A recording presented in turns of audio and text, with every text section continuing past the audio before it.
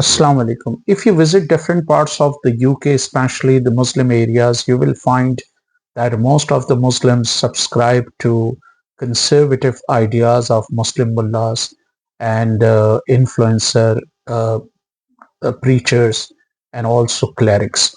So first I will talk about present and then I would discuss historical roots of this conservative interpretation of Islam.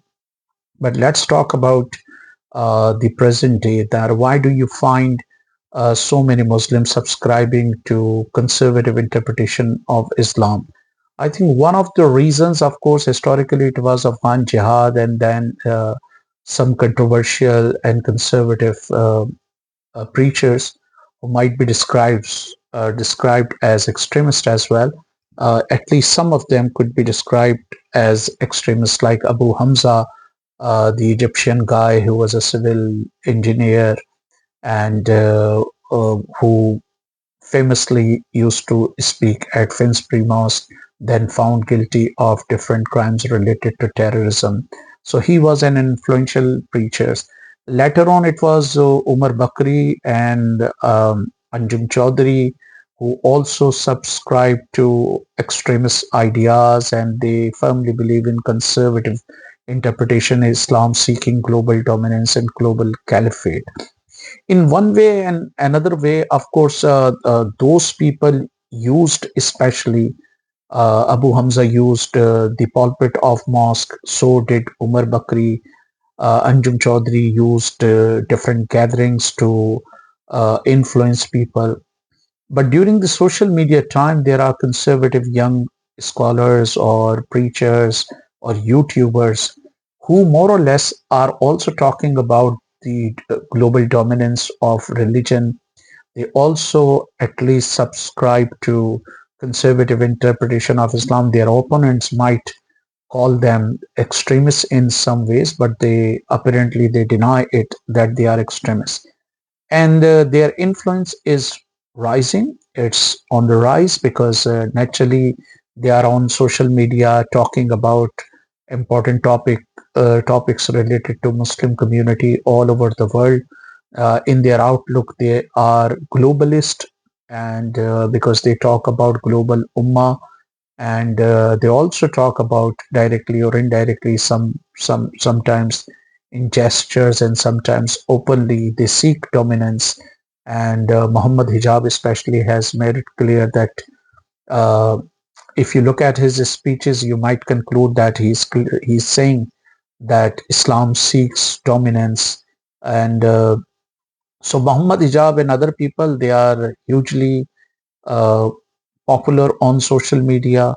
For instance, there is a YouTube channel called 5pillars. Most of its anchors project a conservative interpretation of Islam.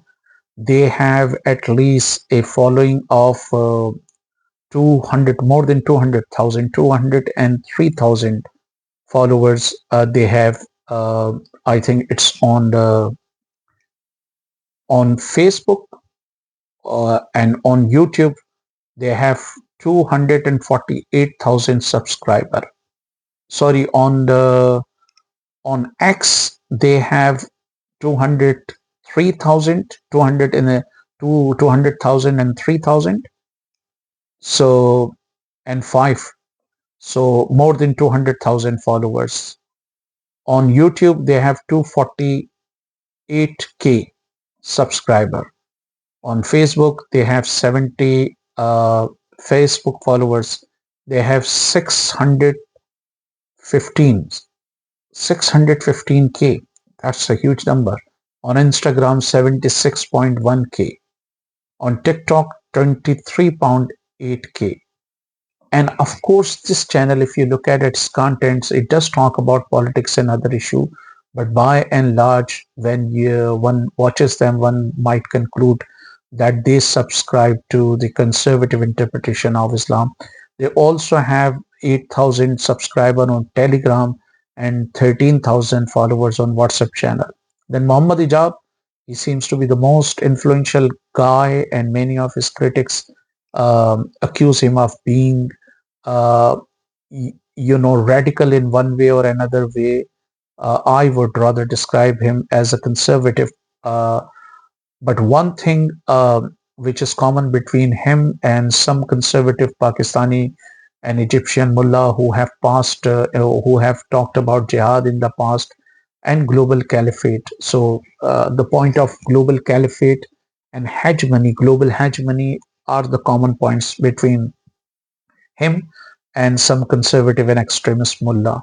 So he has a sort of 1.31 million subscribers on YouTube alone, while on X he has 463.7k followers, on Instagram 856k followers. So naturally, you see if he's uh, addressing so many people daily. In addition to that, he also visits different places, speaking at different global Muslim forums. Most of them, of course, seek global hegemony.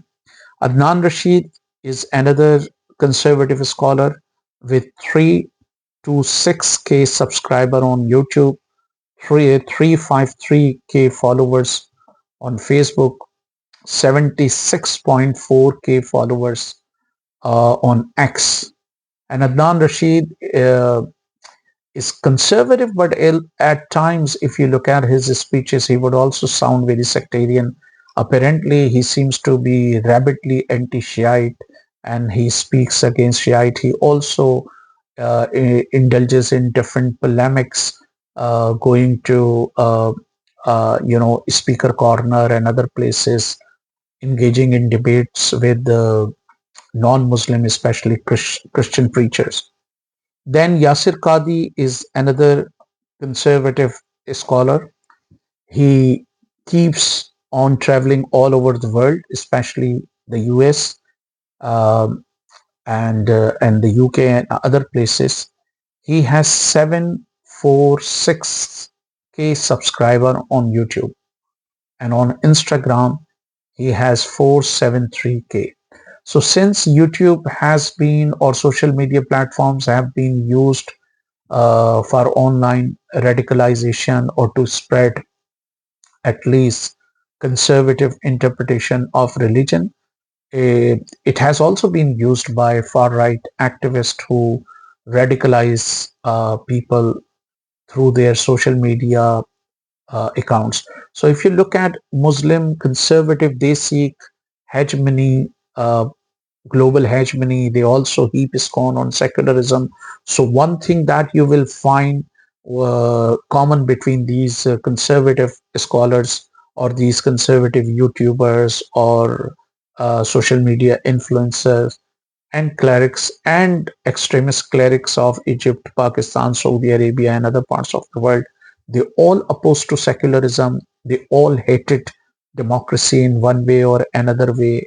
They all more or less believed in segregation of women and men. They all, in one way or another way, did not want to have much interaction with non-Muslims. And if you watch these social media influencer, at least you would notice in some instances they also seek the same segregation. They also want women to be covered from head to toe, which is what believed by the conservative Muslim scholars. They also believe in global hegemony. They are also strongly opposed to secularism. They also don't have much love for democracy, or some of them might be rabidly anti-democracy. They also seek in one way or another way global dominance, and jubilant over the fact that the population of Muslim is rising, in Western countries, and they openly say that one day they will like dominate the political landscape of Western countries. But this is something, of course, that frightens a non-Muslim living in Western countries, and they use their speeches, they use their clips to spread far-right propaganda. But in some cases, they are also responsible for that, because They openly say that they seek domination. If you are a minority in a society, and if you openly say that you have come here to dominate, and you want to impose your own system, and you are rabidly anti-democracy, anti-secularism that Western societies have developed after engaging or indulging in the religious and sectarian wars. So local people might feel that their own system is being threatened by these voices of hegemony and global caliphate. So one of the reasons as to why many Muslims living in Western world tend to be conservative, it could be because of the influence of these preachers, especially in British society, because as you can see, I have just told you, close to 1.3 million people are following them on different social media platform. So this could be one of the reasons. And in addition to that, of course, they speak at different forums. So for now, I have just talked about these social media influencer. Otherwise, of course, there are uh, um, hundreds or possibly thousands of mosques all over Europe, and there are a lot of religious seminaries. Tablighi Jamaat, or the preaching group of Riven, visits different part of Europe, uh, preaching a conservative interpretation of Islam. There is another preaching group of Karachi, the southern port city of Pakistan. Uh, uh, it is based there. It's known as Dawat Islami, or Invite to Islam. Most of them wear green turban. Their women put on shuttlecock, and they also believe in putting women in covering women from head to toe. They also subscribe to conservative interpretation. Then, of course, there are a lot of sympathizer of Muslim Brotherhood who also preach a conservative interpretation of Islam. Then there are groups that may be directly or indirectly supported by Arab monarchies, and they also have very uh, non-progressive interpretation of religion. So these were some of the factors that I have stated, and I believe that if uh, many Muslims living in the UK subscribe to conservative interpretation of religion, it could be because of the social media influencer like Mohammed Hijab, maybe Dili Hussain Qadhi, Yasir Adnan Rashid, and others.